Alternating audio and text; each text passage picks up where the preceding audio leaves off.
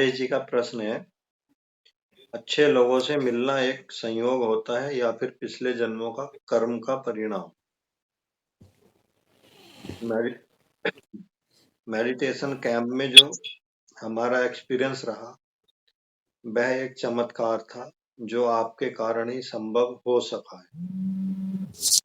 देखिए, इस जो दूसरा पार्ट है प्रश्न का, इसका उत्तर हम पहले दे चुके हैं।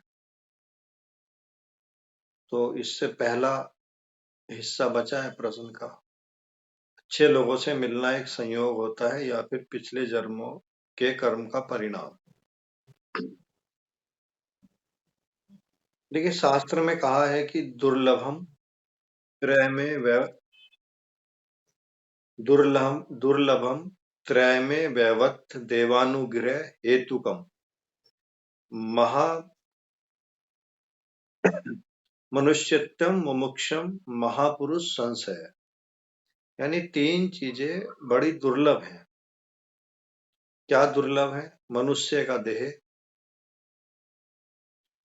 मुमुक्षा मुक्त होने की इच्छा, और महापुरुष का आश्रय यानी महापुरुषों का संग। ये तीन चीजें बड़ी विरल हैं, बड़ी कीमती घटनाएं हैं, बड़ी मुश्किल से घटती हैं। भाई शास्त्रों में और भी कहा है कि बड़े भाग्य मानुष तन पावा। भाई ये मनुष्य शरीर बहुत भाग्य से मिलता है।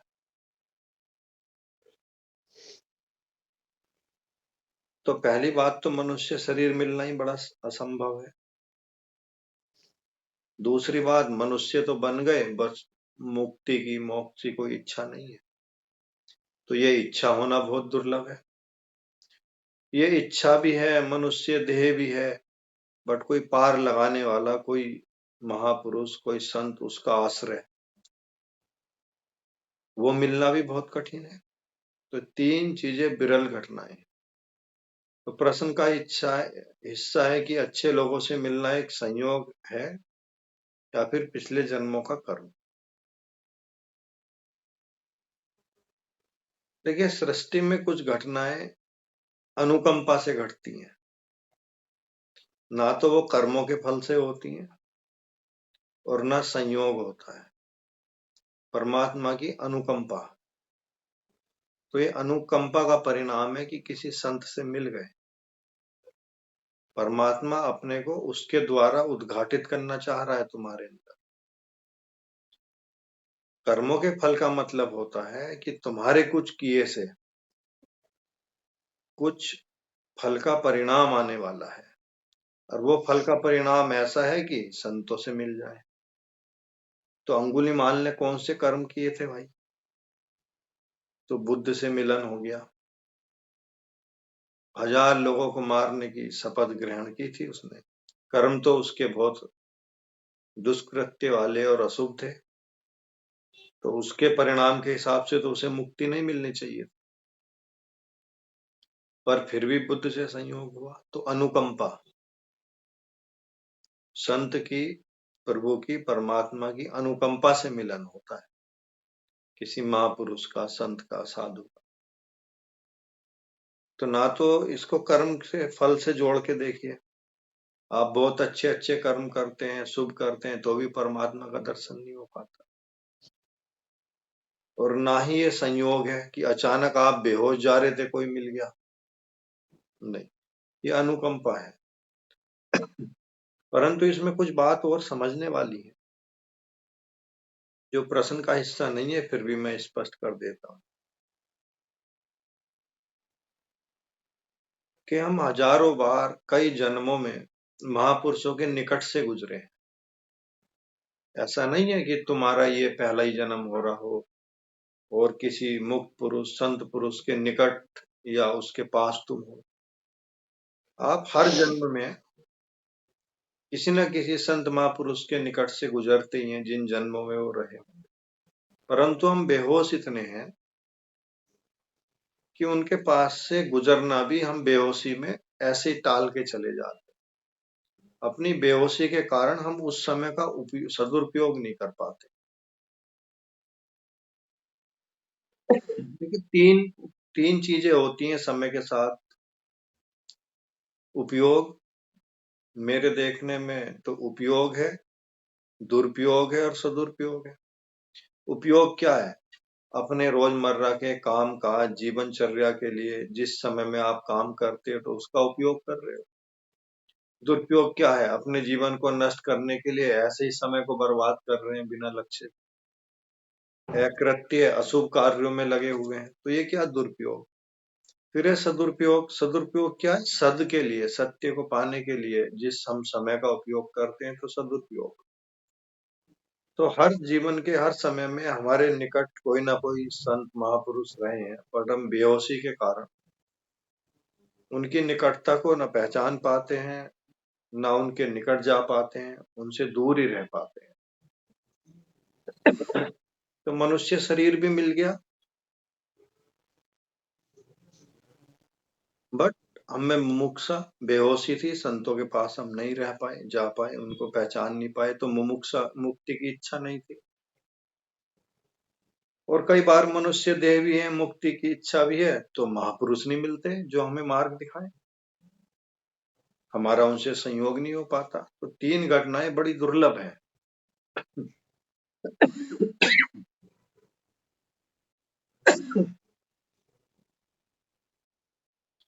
मनुष्य एक अनंत संभावनाओं का बीज लिए हुए है अपने में, वो वृक्ष ना बन सके तो इसमें किसकी गलती है? हमारी बेहोशी की गलती है। हम उस बीज को अच्छी तरह पालन पोषण और उचित भूमि उसका ध्यान नहीं रख पाए, बीज मर जाता है। मनुष्य एक ऐसे चौराहे पे खड़ा है जिससे बहुत सारे मार्ग निकलते हैं, क्या चुनना है नहीं चुनना है ये उसके अपने हाथ में। ये संयोग और भाग्य की बात नहीं है, उसके जागरूक या बेहोशी में किए गए चुनाव की बात। हम किसी चीज को कितना बेहोशी में चुनते हैं या जागरूकता में, उस चुनाव की बात है। अनंत संभावनाओं का बीज है मनुष्य, उसमें राक्षस अशुभ बीज भी हैं, शुभ बीज भी हैं, देवताओं के बीज भी हैं। जिस बीज को पोषित करेगा वो बीज आगे वृक्ष बनेगा जिसका परिणाम आएगा। एक इसको कहानी से एक समझने की कोशिश करो कि एक राजा के तीन बेटे थे, आपने भी सुनी होगी कभी। राजा अपनी तीर्थ यात्रा पे जा रहा था और तीनों बेटे में से किसको वो राज्यभार दे जाए, कार्यभार, उसके लिए परेशान था। तो एक संत से जाके मिले, उन्होंने अपनी समस्या रखी, मुझे तीर्थ पे जाना है, पता नहीं लौट पाऊंगा कि नहीं, अपनी राज्य की बागडोर किसको दूं, ये मैं निर्णय नहीं ले पा रहा हूँ। तीनों मुझे कुशल लग रहे हैं, तीनों ने युद्ध भी जीते हैं और शासन करने के गुण भी हैं। मैं जो है संदेह में हूँ, कौन उत्तम है, किसको मैं बनाऊं।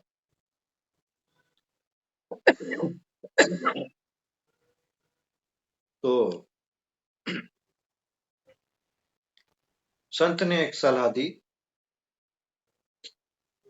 कि अपने बच्चों को ना थोड़े से बीज दे जा फूल के, और ये कह जाना कि जब मैं अगर वापस आया तो ये मुझे बीज ऐसे के ऐसे ही चाहिए। जो इन बीजों को सुरक्षित रख पाएगा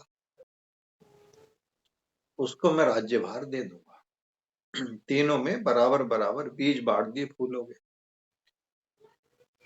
तो पहले बेटे ने सोचा है सुरक्षित कैसे रखे भाई, कोई चूहा ना खा जाए, कोई बारिश बाढ़ मौसम ना खराब हो जाए। उसने वो बड़ी गहरी एक मजबूत तिजोरी में बंद कर दिए। समय बीतता गया, तिजो दूसरे समय बीतता गया, तो तिजोरी में जो रखे जो बीज थे वो रख के उनको सुरक्षित महसूस करने लगा, मैंने अंदर रख दी। दूसरे बेटे ने क्या किए, यार तिजोरी में रखूंगा तो गल सकते हैं, सड़ सकते हैं, बीज नष्ट हो सकते हैं,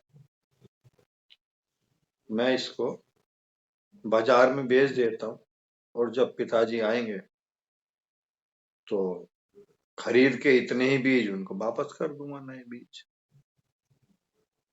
तीसरे बेटे ने क्या किया, उन बीजों के राजमहल में जगह थी, बीज की क्यारियां बनवाई और क्यारी में बो दिए। उनसे और नए बीज पैदा हो गए, बीज से और नए बीज पैदा हो गए, वाटिका खुशबू से और सुगंध से भर गई। राजा वापस आया, उसने कहा अपनी शर्त के अनुसार कि मेरे बीज मुझे वापस करो, जो मैंने दिए थे वही बीज मुझे चाहिए। तो पहले लड़के ने तिजोरी खोली, जिसमें बीज रखे थे उसमें तो दुर्गंध उठ गई थी, सड़ के खराब हो गए थे, गल गए थे। दूसरा बेटा फट से बाजार गया, लाके बीज उसने वापस अपने पिताजी को दिए। तो शर्त तो पूरी नहीं कर सका कि, उसने कहा था जो बीज मैं दे के गया हूं वही बीज मुझे वापस चाहिए। तो वो तो दूसरे बीज थे। अब तीसरे बेटे का नंबर आया, तो उसने कहा मेरे पास आपके बीज तो नहीं है, बट आपके बीजों को मैंने अनंत गुना बीज में बदल दिया है। आप इस अनंत गुना विस्तार में अपने बीजों की झलक देख सकते हो, अपने बीजों का मूल, कि आपके बीज से ही ये बगीचा बना जो दिए थे। आप अपने बीजों का विस्तार देख सकते हो। तो वो ले गया उस वाटिका में, अनंत खुशबू, सुंदरता और सौंदर्य से भरी थी, और उसके बीज, थोड़े से बीज अनंत गुना बीज होके निकल आए थे।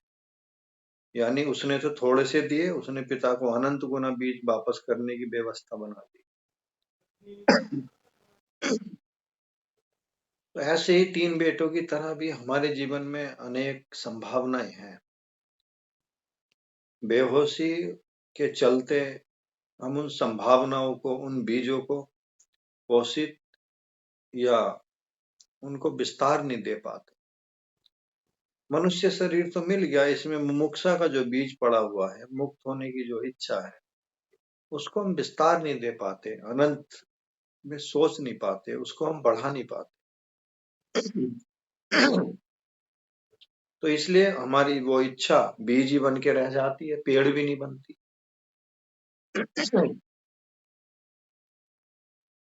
जैसे उस राजा के बेटे ने इतने बीजों की अनंत बीज कर दिए, हम उस मुक्ति की इच्छा को बढ़ा के हम उसको वृक्ष या पुष्पित नहीं कर पाते। ये होता है हमारी बेहोशी के कारण। तो हम बेहोश इतने हैं कि हर जन्म में हमारे पास से, निकट से संत पुरुष गुजरे हैं, संत पुरुष के हम निकट रहे हैं। ऐसा हमारा कोई जीवन नहीं है कि संत पुरुष उस समय वहां पे उपस्थित ना हो। हर काल में, हर युग में संत पुरुष होते ही हैं। अब इसमें लिखा है कि संयोग है क्या कर्म का फल। मान लिया संयोग से वो हमें मिल भी गए, 1% हम मान लेते हैं, बट हम बेहोश इतने हैं कि उनका मिलना ना मिलना तो एक सा ही कर देते, उससे कोई फर्क तो पड़ता नहीं, मिल भी गए। फर्क तो हमारे जागरण और निकटता से पड़ने वाला है। संयोग बस हमारे कर्मों के फल वो हमें मिल गए जीवन में, बट हम बेहोश इतने हैं कि हम उनके मिलने को सार्थक कहाँ कर पाते, बस मिलना मिलना ही रह जाता है। गुरु से मिलना और गुरु में मिलना, इन दोनों बातों में बहुत अंतर है। अब संयोग बस ये आपके अच्छे कर्मों के प्रतिफल के रूप में आपको कोई संत पुरुष से जीवन में मिलन भी हो गया, तो हम उस संयोग को नष्ट कर देते हैं, क्योंकि हम बेहोश हैं, वो संयोग ही हम खराब कर देते हैं। तो गुरु से मिलते हैं हम, बस गुरु से मिलाते हैं, संयोग और कर्मों के फल मिल गए, गुरु मिल गए, उससे मिल आए। गुरु में मिलना, गुरु में उसमें मिलने की हम निकटता नहीं ला पाते, उससे मिलाते हैं बस। तो से और में का अंतर समझना पड़ेगा, उसके लिए बहुत जागरूकता चाहिए। देखिए क्या होता है, जैसे आप लोग भी बिल्डिंगों में रहते हैं या बड़े बड़े भवन का निर्माण करते हैं, तो उनसे पहले उनका एक मॉडल बनाया जाता है ना, जिसकी उसकी तर्ज पे उसके जैसा निर्माण करना है, एक मॉडल बनाते हैं हम उसका प्रदर्शनी के लिए।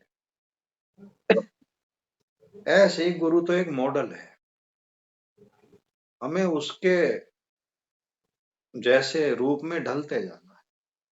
वो तो एक मॉडल के समान है, हम उनके जैसे हो जाएं। ये तो गुरु में मिलने की इच्छा होगी तब ऐसा घटना घट पाएगी।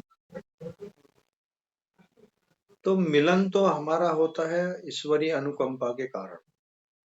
इस बात को हम बड़ा अहंकार बना लेते हैं कि हमने बहुत अच्छे कर्म किए, शुभ कर्म किए, देखो हमारे कर्मों के फल से क्या क्या मिल रहा है। तो तुम्हारे कर्मों के फल से इतनी महान घटना नहीं घट सकती, कर्मों का फल है ही कितना। किसी की मदद कर दी, किसी को पानी पिला दिया, इन सब से कोई परम संत पुरुष का मिलना, ये तो बहुत छोटे कर्म, शुभ कर्म है। संत पुरुष का मिलन तो बहुत बड़ी घटना है। तुम्हारे कर्मों से नहीं, अनुकंपा से। अनुकंपा तो ऐसे ही हो जाती है जैसे आकाश साफ है, चांद निकल रहा है, चांद की रोशनी अनाहत बिना कारण के ही आप पे पड़ रही है, क्योंकि आप रूम के बाहर हो। आप अपने मकान में बंद हो, चांद भी निकल रहा है तो रोशनी नहीं पड़ेगी। तो चांद का प्रकाश परमात्मा की अनुकंपा से ये मिलता है, स्वतः ही मिल जाता है। बट उस मिलन को हम कितना संजो के रख पाते हैं, कितना उससे निकटता बढ़ा पाते हैं, कितना उस संबंध को हम दृढ़ कर पाते हैं, कितनी हम मुमुक्ष की इच्छा जगा पाते हैं। मेन तो प्रश्न यहाँ है। मिलने को मिल गए, अब इसको कुरेद के क्या करोगे कि कर्मों के फल से मिले कि संयोग से मिले, बात खत्म हो गई। अनुकंपा से मिलते हैं सब, न कर्मों से मिलते हैं ना भाग्य से मिलते, ना संयोग से मिलते, अनुकंपा से प्राप्त होते संत पुरुष। और उनकी करुणा है कि वो आपसे जुड़ जाए। संतों की करुणा और परमात्मा की अनुकंपा का संयोग कह सकते हो कि संत पुरुष खुद को आपके सामने उद्घाटित करते हैं। तो मेन बात यह है कि हम उनकी निकटता को कितनी जागरूकता बना सकते हैं अपने लिए, हम उनके पास कितने संवेदनशील होकर रह सकते हैं, हम कितने कम बेहोशी में रह सकते हैं।